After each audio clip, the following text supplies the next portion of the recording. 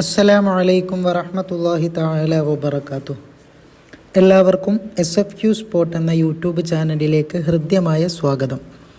ഇന്ന് നമ്മൾ ചർച്ച ചെയ്യാൻ പോകുന്നത് 4ാം ക്ലാസ്സിൻ്റെ താരീഖ് എന്ന വിഷയത്തിൽ കഴിഞ്ഞ പാദവാർഷിക പരീക്ഷയ്ക്ക് വന്ന ചോദ്യപേപ്പറാണ്.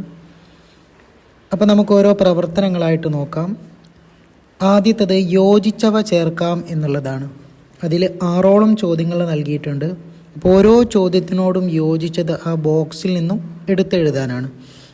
അപ്പോൾ ഒന്നാമത്തെ ചോദ്യം സൂറത്തുൽ മസദ്. അപ്പോൾ ഈ സൂറത്തുൽ മസദ് എന്നുള്ളതിനോട് യോജിച്ചത് ഏതാണ്? അപ്പോൾ നമുക്കാദ്യം ആ ഒരു ബോക്സിലുള്ളത് വായിച്ചു നോക്കാം. എത്യോപ്യ, ദുഃഖവർഷം, 3 വർഷം, അബൂ ത്വാലിബ്, നേഗസ്, തബ്ബത്ത്. അപ്പോൾ ഒന്നാമത്തതിനോട് യോജിച്ചത് ഏതാണ്? സൂറത്തുൽ മസദ്. അതിനോട് യോജിച്ചത് തബ്ബത്ത് എന്നുള്ളതാണ്. അപ്പോൾ അത് ആ ബോക്സിൽ നിന്നും എടുത്തെഴുതി കൊടുക്കുക. രണ്ടാമത്തത് ആമുൽ ഹുസൻ. ആമുൽ ഹുസനിനോട് യോജിച്ചത് ഏതാണ്? ദുഃഖവർഷം. അപ്പോൾ അവിടെ ദുഃഖവർഷം എന്ന് 2ൻ്റെ നേരെ എഴുതി കൊടുക്കുക. മൂന്നാമത്തത് നജ്ജാഷി. എന്താണ് നജ്ജാഷി എന്നുള്ളതിനോട് യോജിച്ചത്? നേഗസ് എന്നുള്ളതാണ്. അപ്പോൾ നേഗസ് എന്ന് ബോക്സിൽ നിന്നും എടുത്തെഴുതി കൊടുക്കുക. നാലാമത്തത് നബി സല്ലല്ലാഹു അലൈഹി വസല്ലമയുടെ രക്ഷകർത്താവ്. നബി സല്ലല്ലാഹു അലൈഹി വസല്ലമ തങ്ങളുടെ രക്ഷകർത്താവ് ആരായിരുന്നു? അബൂ ത്വാലിബ് ആയിരുന്നു, അല്ലേ? അപ്പോൾ അവിടെ അബൂ ത്വാലിബ് എന്ന് എടുത്തെഴുതി കൊടുക്കുക. അഞ്ചാമത്തത് കിഴക്കൻ ആഫ്രിക്കയിലാണ്. കിഴക്കൻ ആഫ്രിക്കയിലാണ് എന്ത്? എത്യോപ്യ. അപ്പോൾ അവിടെ എത്യോപ്യ എന്ന് എഴുതി കൊടുക്കുക. ആറാമത്തത് നബി സല്ലല്ലാഹു അലൈഹി വസല്ലമയുടെ രഹസ്യ പ്രബോധനം എത്ര വർഷമായിരുന്നു? 3 വർഷം. അപ്പോൾ ആ ബോക്സിൽ നിന്നും 3 വർഷം എന്നുള്ളത് എഴുതി കൊടുക്കുക. ഇനി രണ്ടാമത്തെ പ്രവർത്തനമാണ് പൂർത്തിയാക്കാം എന്നുള്ളത്. അവിടെയും 4ഓളം ചോദ്യങ്ങളാണ് നൽകിയിട്ടുള്ളത്. അപ്പോൾ ആ 4ഉം ശരിയായ രീതിയിൽ പൂരിപ്പിച്ച് എഴുതുക. അപ്പോൾ ഒന്നാമത്തെ ചോദ്യം വ അന്ദിർ അഷീറത്തക്കൽ അഖ്റബീന എന്ന ആയത്ത് നബി സല്ലല്ലാഹു അലൈഹി വസല്ലമ ഡേഷ്. അപ്പം എന്താണ് അവിടെ? തങ്ങൾക്ക് അവതരിക്കപ്പെട്ടു എന്നുള്ളതാണ്. ഒന്നുകൂടെ നോക്കാം. വ അന്ദിർ അഷീറത്തക്കൽ അഖ്റബീന എന്ന ആയത്ത് നബി സല്ലല്ലാഹു അലൈഹി വസല്ലമ തങ്ങൾക്ക് അവതരിക്കപ്പെട്ടു. രണ്ടാമത്തെ ചോദ്യം നബി സല്ലല്ലാഹു അലൈഹി വസല്ലമ പറഞ്ഞു, ഖുറൈശ് സമൂഹമേ, നിങ്ങളുടെ ശരീരങ്ങളെ നരകത്തെ തൊട്ട് ഡേഷ്. എന്താണ്? നിങ്ങൾ രക്ഷിക്കുക. അപ്പോൾ അവിടെ നിങ്ങൾ രക്ഷിക്കുക എന്നുള്ളതാണ് എഴുതി കൊടുക്കാനുള്ളത്. മൂന്നാമത്തെ ചോദ്യം നജ്ജാഷി നബി സല്ലല്ലാഹു അലൈഹി വസല്ലമയെ നേരിൽ കാണാത്തതിനാൽ അദ്ദേഹം സ്വഹാബികളിൽ പെടുന്നില്ല. അപ്പോൾ അദ്ദേഹം സ്വഹാബികളിൽ പെടുന്നില്ല എന്നുള്ളതാണ് നമ്മളവിടെ എഴുതി കൊടുക്കാനുള്ളത്. നാലാമത്തേത് അബൂ ത്വാലിബിൻ്റെ മരണത്തിൻ്റെ 3ാം നാൾ ഖദീജ റളിയല്ലാഹു അൻഹയും വഫാത്തായി. അപ്പോൾ അവിടെ യും വഫാത്തായി എന്നാണ് നമ്മൾ എഴുതി കൊടുക്കാനുള്ളത്. ഇനി മൂന്നാമത്തെ പ്രവർത്തനമാണ് കള്ളികൾ പൂർത്തിയാക്കാം. ആദ്യമായി ഇസ്ലാം വിശ്വസിച്ചവർ.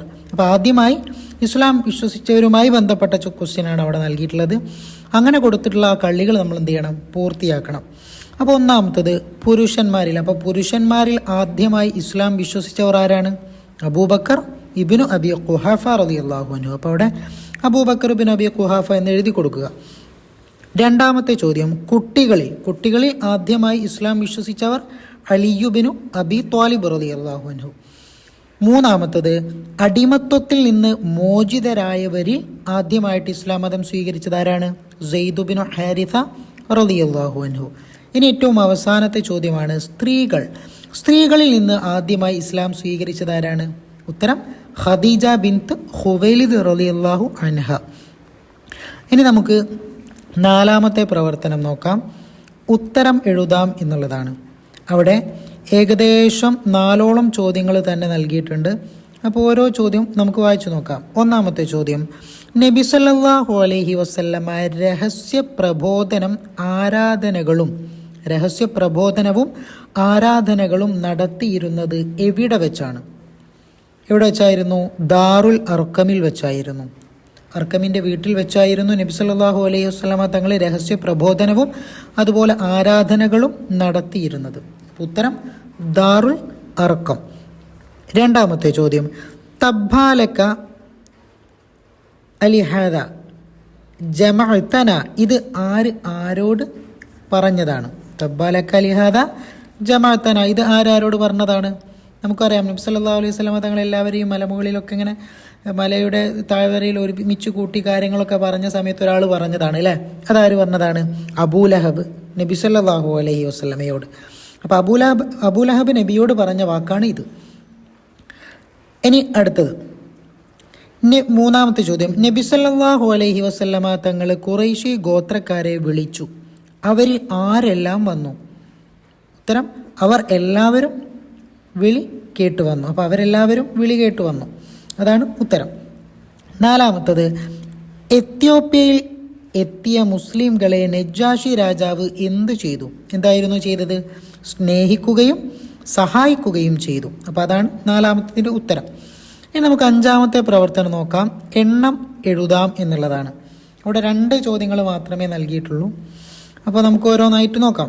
ഒന്നാമത്തെ ചോദ്യം, നബി സല്ലല്ലാഹു അലൈഹി വസല്ലമയുടെ അനുയായികളിൽ ആദ്യം എത്യോപ്യയിലേക്ക് പോയത് എത്ര പുരുഷന്മാർ, എത്ര സ്ത്രീകൾ? എത്ര പുരുഷന്മാരായിരുന്നു? 10 പുരുഷന്മാരും 4 സ്ത്രീകളും. രണ്ടാമത്തെ ചോദ്യം, എത്യോപ്യയിലേക്ക് 2ാം യാത്രയിൽ പോയത് എത്രയായിരുന്നു? 83 പുരുഷന്മാരും 18 സ്ത്രീകളുമായിരുന്നു. ഇനി 6ാമത്തെ ചോദ്യമാണ്, തെറ്റ് ശരിയാക്കാം. അപ്പോൾ തെറ്റ് ശരിയാക്കിയിട്ട് താഴ്ത്ത് എഴുതാനാണ്. അപ്പോൾ അവിടെ 3ഓളം ചോദ്യങ്ങളാണ് നൽകിയിട്ടുള്ളത്. അപ്പോൾ ഓരോന്നോരോന്നായിട്ട് നമുക്ക് നോക്കാം. ഒന്നാമത്തെ ചോദ്യം, നജ്ജാഷി ഹിജ്റ 10ാം വർഷം വഫാത്തായി, ശരിയാണോ?